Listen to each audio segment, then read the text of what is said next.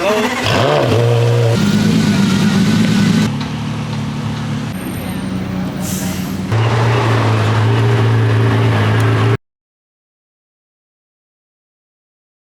good morning guys. It's Sunday, the final day of Monterey Car Week, which means it's Pebble Beach Concours Day. Start off by finding a nice quartet of Lamborghinis, a clean first-gen Gallardo, which is pretty rare these days. Everyone usually modifies them or does something kind of silly to them, but that one's really clean.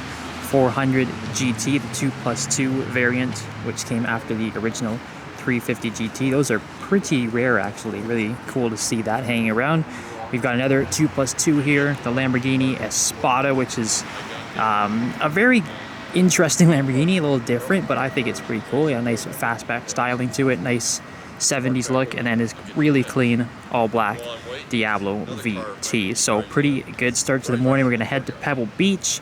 There's tons of stuff to see there. Obviously, that is basically what Monterey Car Week is based around. So that will be the star of the show today for Sunday. So I guess we should just hit the road and go check out a bunch of very, very cool cars. Oh, more traffic spots. 2 Chiron Super Sports. Finally, the art car is moving, and the 300 Plus is in front of it too. Look at that. Alright guys, Pebble Beach Day here at Car Week.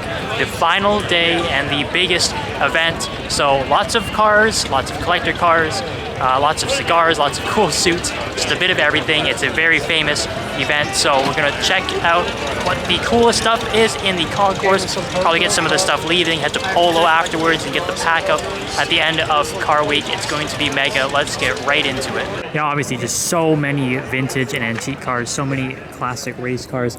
You look at this Mercedes-Benz 710 SS, the Barker Tour race cars, which are incredibly desirable. This one was a Mille race car too, so the value must be absolutely insane. Any of these Mille cars are worth a ton of money. Very famous race from Italy. So yeah, it's a very historically important cars.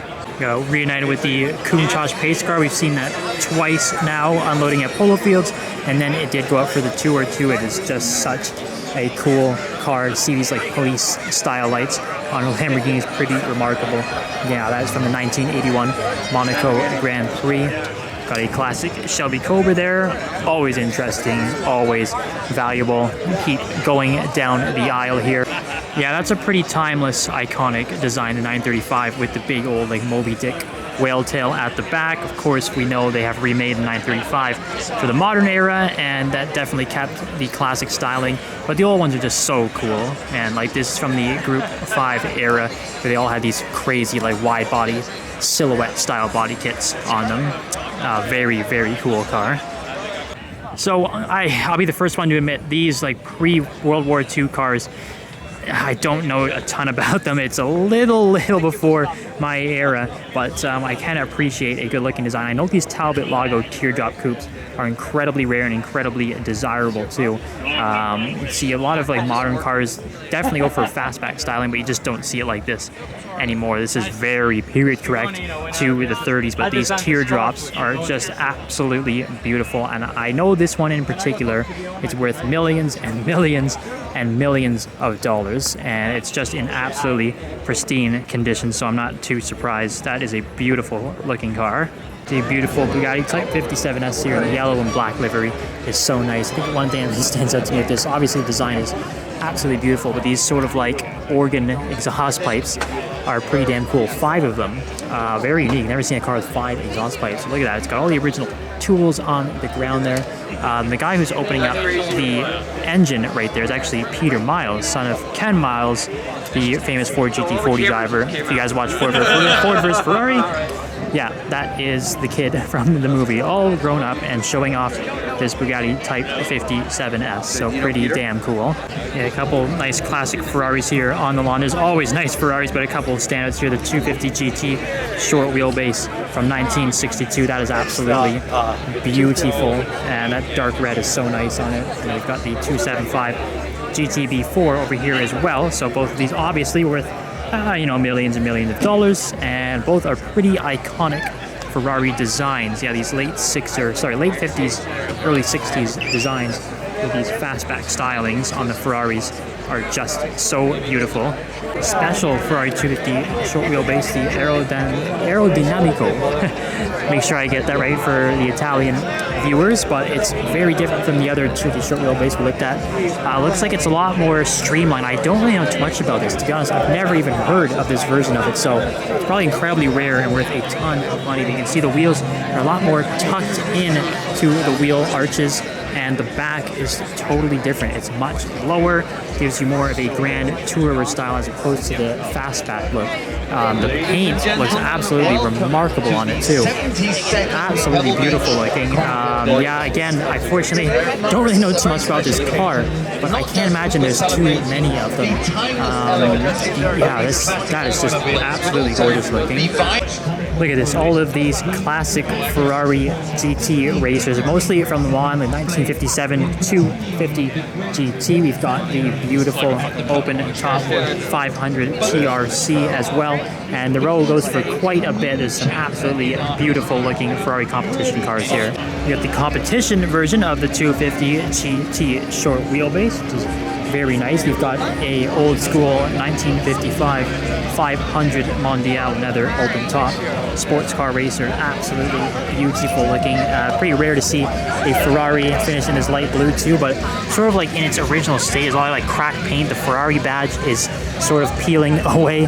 It's kind of cool looking that they've left it like that. Also got a 166mm touring Beretta, which is one of Ferrari's like first ever cars really. Of course, they started with racing before making road cars. The 166mm Beretta is pretty damn important in the history of Ferrari. But probably the coolest row here at the concourse is that of McLaren, because there's two special anniversaries for them this year. They have the 60th anniversary of the company and the 30th anniversary, peeking out there, of the McLaren F1. So we'll start here with the M8B2 1969, a classic Can-Am racer, that big old V8 sticking out at the back. And yeah, the Can-Am racers are very well known for having ridiculous amounts of power, huge aeros, because this is when rear wings were really starting to be put into racing, so they were just making them as big as possible because everybody wanted that downforce. So that's why you'll see all these crazy wings on the back of these old Can-Am cars. And yes, there we go, a road-going variant of the McLaren F1 finished in this light brown color. Pretty damn iconic. So we haven't really seen a road-going McLaren F1 driving around this year. We caught that F1 GTR Longtail on the Pebble Beach Tour d'Elegance. We didn't see this road car, so this is its first public appearance of Monterey Car Week. Greatest car ever built, obviously. So many different reasons behind it. That center seat position is iconic. Other cars have replicated it. It's still best known on the McLaren F1. Still the fastest naturally aspirated car ever built. Obviously, there have been many cars faster than it over the years now, but they've all required forced induction to do it. The McLaren F1 is the undisputed GOAT. That is so amazing to see that on the green here at Pebble Beach. But if there's one road car that's going to trump the McLaren F1, it's right down there. Yeah, so before we get to that other F1 that's sitting right beside us, I wanted to point out this Formula One car, the McLaren MP44, powered by Honda. I think probably the most famous Formula One car of all time. It's driven by Ayrton Senna and Alain Prost, but it was basically the most successful F1 car ever. It won every single race in the 1988 season except for one. So yeah, they completely dominated. Absolutely remarkable to see this car here at Pebble Beach. Ayrton Senna, obviously regarded as one of, if not the best drivers ever. Alain Prost is also a four-time world champion, so nothing to scoff at there. So that is pretty insane to have that here. And we're going to shift over to another very special McLaren F1. All right, there it is, folks. The star of the show, the undisputed star of the show, McLaren F1 LM. So if you have a McLaren F1 and you thought you can't be topped, well, you go and get the F1 LM. So I believe there's only 6 LMs ever built, essentially a road legal version of the McLaren F1 GTR. It gets a power upgrade, it gets the high downforce kit, so you get a lot of different styling cues, the front splitter, the GT rear wing, those little louvers over the top. Like I said, it's basically a road legal F1 GTR. They're all supposed to be painted in this McLaren orange. I think only 4 of them are in the orange. 2 of them had this weird, strange livery that went to the Sultan of Brunei. Who else? And you can't deny him if he wants to say that he wants a different color other than orange. So hopefully we see those 2 see the light of day someday. But for now, There we go, one of the F1 LMs. Another big difference on the F1s is these unique 5-spoke wheels. It's got the F1 LM branding on it, and then you can see a look back there at the HDK wing that the F1 LM gets. What's cool too, you can see inside, you've got orange seat inserts. Well, I hope you guys can see inside. The sun is pretty glaring, and then yeah, you've got the orange door handles in there as well. It's pretty remarkable to be standing in front of this car. It's just one of those things that not many people get to see. So I'm pretty happy that I get to see it and I can share with you guys here at the Pebble Beach Concours. That is, what a sight. F1 LM, MP44, and the McLaren F1. Also got the McLaren M16B IndyCar driven by Mark Donohue, very famous driver. Yeah, drove IndyCar, sports cars, basically did it all. Got an incredibly significant car here, the McLaren M6 GT Coupe. So while you might think the MP412C is McLaren's first road car, or the McLaren F1 from previous generations, it was actually the F1 GT, so the first car that Bruce McLaren himself built for road use. I think it might be the only one. I don't know if he ended up building any more of them, but that's a very important car in McLaren's history. Another Formula One car in 1977, M264, driven by James Hunt. So the year after he won his championship in 1976. What's cool about this is the front mounted rear wing. Bit of an oxymoron, but yeah, again, back in these old days, they were trying to get downforce anywhere where they could get. So 2 wings, front and back. Move down here, a 1998 MP413. This was a championship winning year for McLaren too, with Mika Hakkinen. That was his first championship. He won again in 1999, but this is the 98 version. And yeah, you can see that's when they were starting to go towards that Vodafone livery, the black and silver with those red accents. Really, really cool.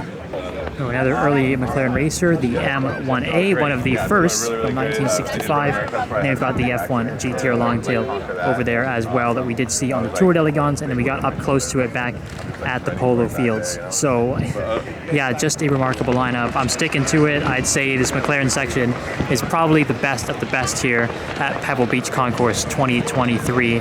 So many significant cars.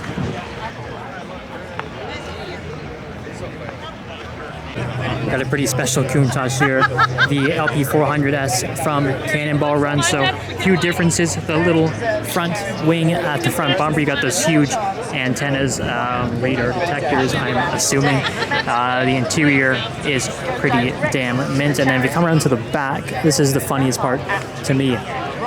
Count all of those exhausts. You got 1, 2, 3, 4, 5, 6, 7, 8, 9, 10, 11, 12 exhausts at the back of the Cannonball Run Countach. It's a different one. It's definitely a different one, but it's obviously famous for that Cannonball Run. Got this beautiful, beautiful Miura from the back. I love how some of these guys are displaying the old original tools from the car as well. The little jack, the hammer, the little wrenches. So cool. Everything is just kept in pretty much original condition. I mean, this is the show that's handing out some pretty prestigious awards here at Pebble Beach, so you want to make sure that everything is legit. And then here is a pretty special one, 3500 GTZ from Zagato. I don't know how many were built. Obviously, very, very few, though. It's so incredibly rare. I've never seen one before. You can definitely see how it's a different styling from regular Lamborghinis. Zagato put their own touches on it. These little gills at the back are really interesting. The curve through the trunk line at the back. And we have a look at the interior. Yeah, pretty classic. The speedometer goes up to 300 kilometers an hour, which is pretty impressive for a car from back then. I don't, think it can actually hit 300 kilometers an hour, but it's getting pretty high speeds for a 1965 either way, which is pretty remarkable. All right, this is post Pebble Beach Concours at the Polo Fields. Everything comes here to load up. It is absolutely bananas here. So let's see what kind of cool stuff we can find floating around. There's the brown McLaren F1. It was just freshly driven in because the fans are still cooking on it, and we just got it in time. The cover's sitting on the roof. Looks like they are getting ready to load it up onto the trailer as soon as possible. Look at that 275 GTD4 over there, which usually would get a lot of attention, but we kind of have the best car ever made sitting right beside it. It's pretty cool that everything exposed on the F1. You can see all the heat shields, the BMW V12, And we do have the door open there. We got Project One going to work though, so let them do their thing before we jump in and get a look at the interior. There we go. Pretty rare to get a look inside a McLaren F1 these days. Of course, they are all worth, pretty much north of 8 figures. And they don't come out very often, so it's a pretty unique experience to see the center driving position cockpit of the McLaren F1. It's really cool having the shifter on the other side of you while you've got a passenger to your right and a passenger to your left.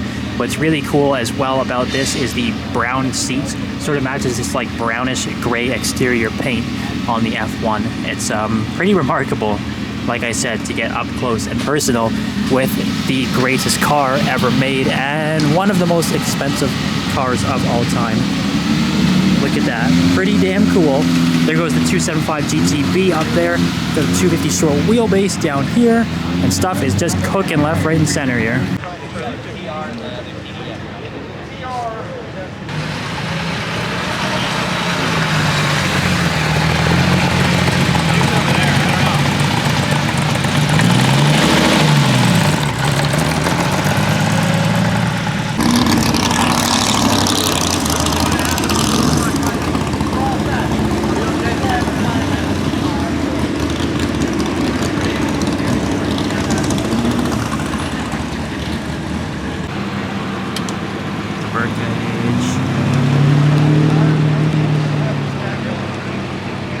Oh, 22B STI. Nice and random spot going into Polo Field. Sick.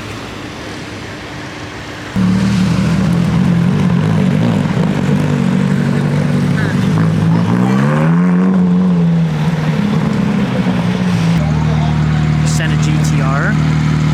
One Carrera GT back there, another Carrera GT there. 812. Man, just doesn't stop here. What's up?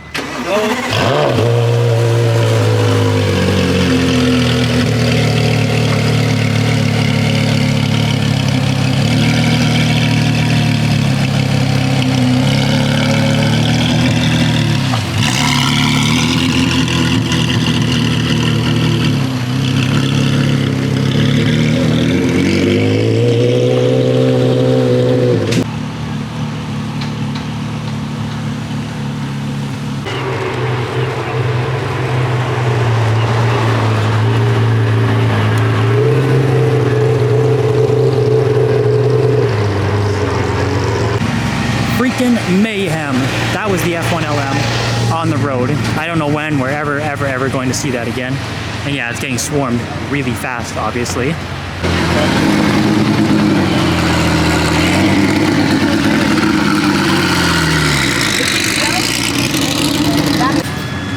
There goes the M6 GT, the first road going McLaren, and amidst the pandemonium of the F1 LM pulling in, I just noticed the 250 GTO sitting there, the former most expensive car in the world, and it's getting absolutely no love and attention because of the F1 LM.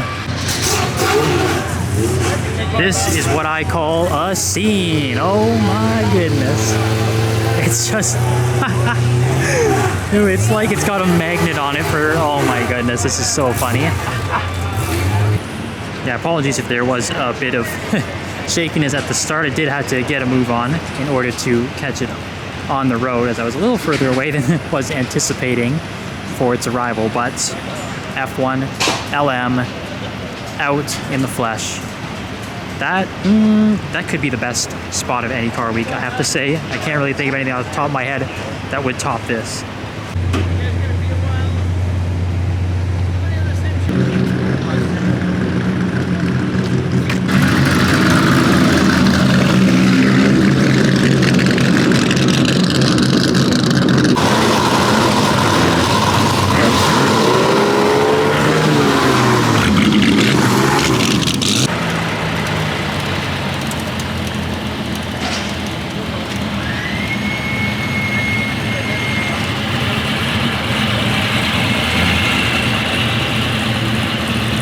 Oh my good googly moogly, the MP44 on the back of the trailer. How ridiculous is that? Only at Car Week, my friends. Oh, look. Oh, DC2 Type R, spoon, 5-spoke spoon brakes. Sick. USDM front bumper too, that's pretty rare. There's the brand new SF90XX Spider. Wow, wow, wow.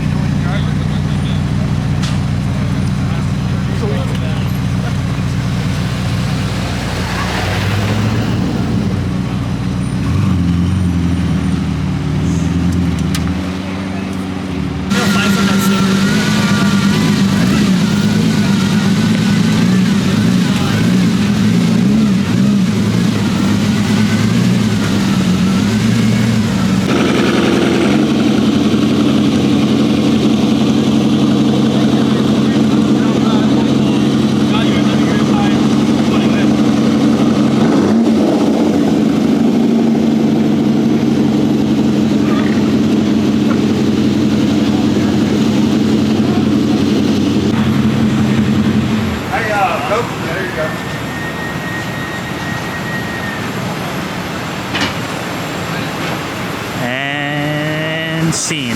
There it goes. Well guys, crazy way to top off Monterey Car Week. You still got the brown F1 behind me. We saw the LM load up. I think that is the perfect way to end off a crazy week. So I've still got some extra videos that I'm holding back. So the Car Week content is far from over, but this is the last of the mainline videos. So I wanted to thank you guys for tuning into all of them, leaving all the likes and comments, all the new subscribers. Welcome to the channel, and thank you so much guys for joining on the journey. Can't wait till Car Week next year. But yeah, until then, stay tuned for more Car Week content. It's not the end, as I mentioned, but we'll see you guys next time.